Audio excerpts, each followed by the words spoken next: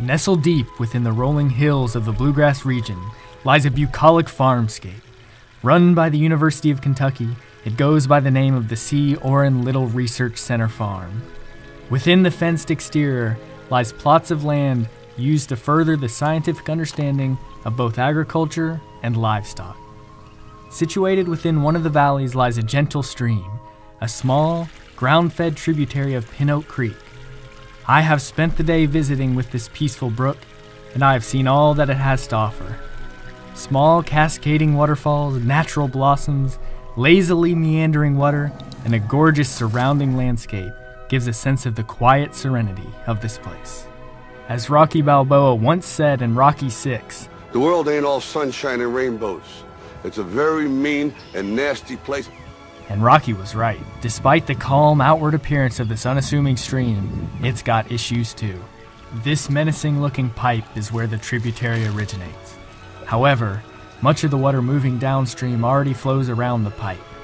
The pipe has lived out its useful life, becoming a dejected remnant of the past. Removing it would put both the pipe and the stream out of their collective misery.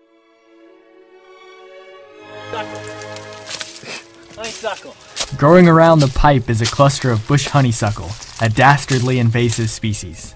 Located at the far upstream portion of the reach, it has the potential to spread down the entire length.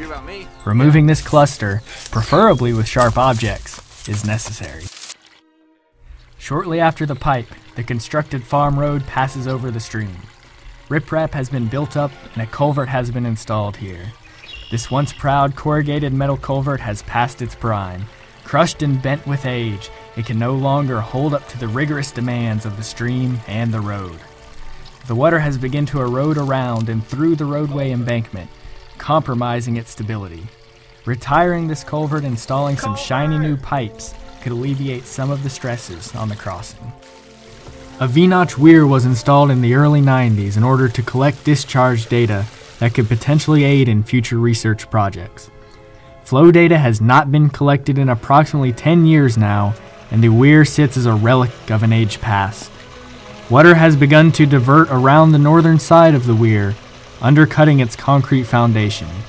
In addition, sediment has built up behind the weir to a depth of almost 2 feet. All this fine material needs to be dredged and the weir removed to allow the stream to return to a more natural state. Cows! They're everywhere. As the stream runs through a grazing meadow, livestock access to the stream is a real problem. Cattle defecate and urinate all over the place. They also churn up the soil along the stream banks. The most obvious solution is to limit bovine access to the channel. It is recommended that this be accomplished using temporary fencing and a cattle crossing. The fence line can be continued from the existing fence on either side of the weir. Because the bedrock is exposed along a good portion of the reach, a cattle crossing can be easily constructed by simply digging down to rock. No concrete or gravel required. There is nothing to prevent pesticides and fecal matter runoff from entering the waterway.